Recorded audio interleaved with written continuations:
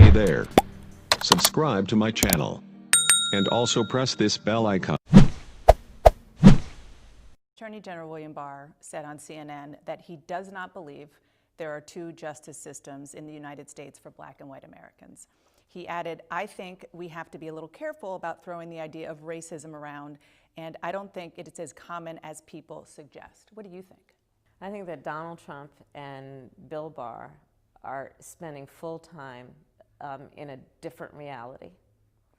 The reality of America today is what we have seen over generations and frankly since our inception, which is we do have two systems of justice in America. But here's the thing that gives me a sense of optimism and a sense of belief in who we are as a nation. We also have an ideal that is inscribed in marble on the Supreme Court that we all hold dear, which is that ideal of equal justice under law. And so while we have two systems of justice, we also fight for equal justice under law. And that means doing what Joe Biden and I are proposing, which is having a criminal justice system that, yes, bans chokeholds and carotid holes, make sure that we're going to require accountability for police officers who break the rules and break the law, that we're going to invest in communities and the economic strength of those communities.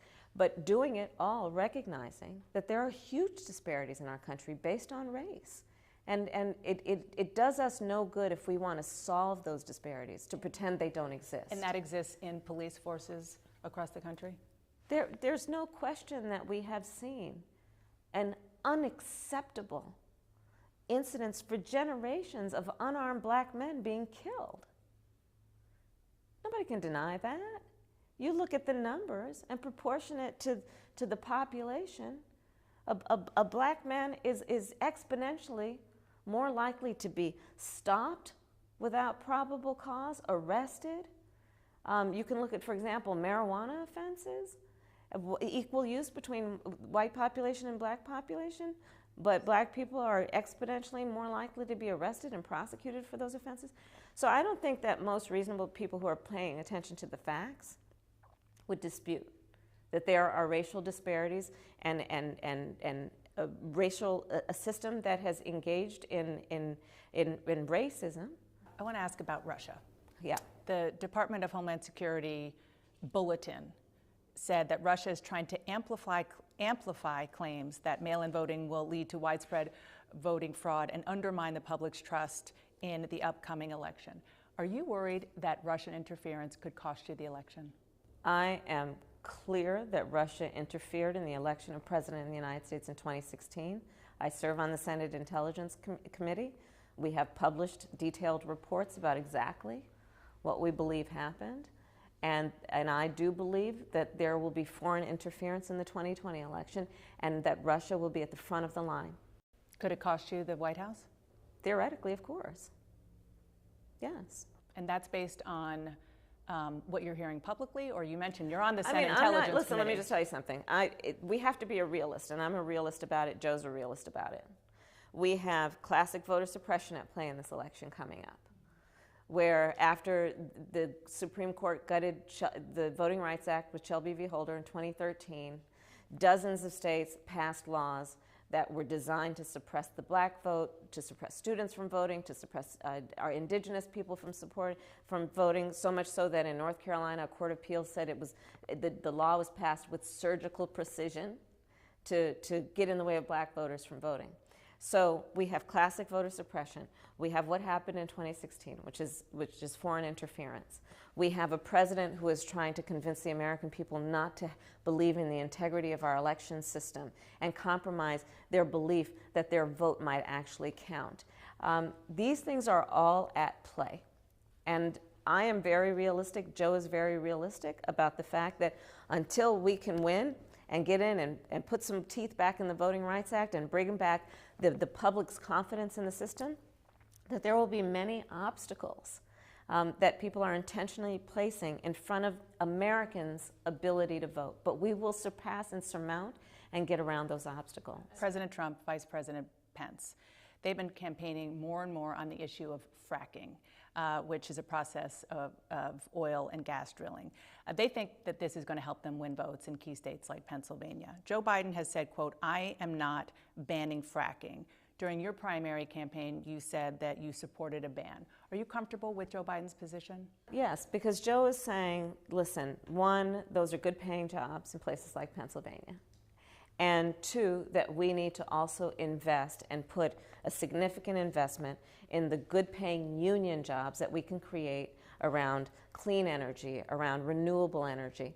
And that is the kind of approach we need to have. But always understanding that it's a false choice to suggest that we either take care of jobs or we take care of our environment. We can do both, and we should do both. On the economy, we have new jobs numbers out at the end of the week, show that unemployment is at 8.4%. And not great, but about where President Obama had it in 2012. And so my question is, are you worried, despite the fact that it's, again, not great, that things are coming back to the point where Donald Trump could have more meat on the bone for his economic argument, that it's coming back? Listen, I want the American people to be able to work. I want that we have jobs that are filled by the hardworking people who want to work and want to have the dignity that comes with good work. But there is no question that Donald Trump has been an abject failure and incompetent when it comes to addressing the severe job loss that has happened as a result of the pandemic, because he has failed to address the pandemic itself. And when we look at this path, hopefully at some point to recovery, his perspective cannot be our perspective, because his perspective for too long is to talk about how well the economy is doing based on how rich people are doing. We need to talk about how the economy is doing based on how working people are doing. And right now, working people are suffering. People are standing or sitting in their cars in food lines for hours. Dana, I saw a number that 1 in 5 mothers in America is describing her children under the age of 12 as being hungry. That's America today.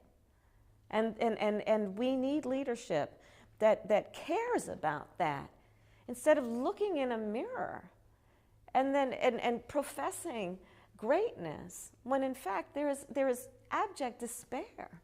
Republican operatives have been helping Kanye West get on the ballot in several states, including Minnesota and Colorado. It's being seen as an effort to win over potential Biden voters and help Donald Trump in the states where he's on the ballot or he's getting there. Are you concerned that these efforts are going to be successful? Listen, Joe and I are going to work hard to earn every vote. Kanye West doesn't scare you? What is the biggest challenge and the biggest goal is to earn the vote of everyone. And that's going to be about telling folks about how we will build back better. It's about telling folks that we're going to put science and public health concerns ahead of politics. It's about saying we're going to grow our economy and invest in the jobs of the future and in the American worker and the American family. And that's how we're going to earn those votes. Thank you, Senator. You're welcome.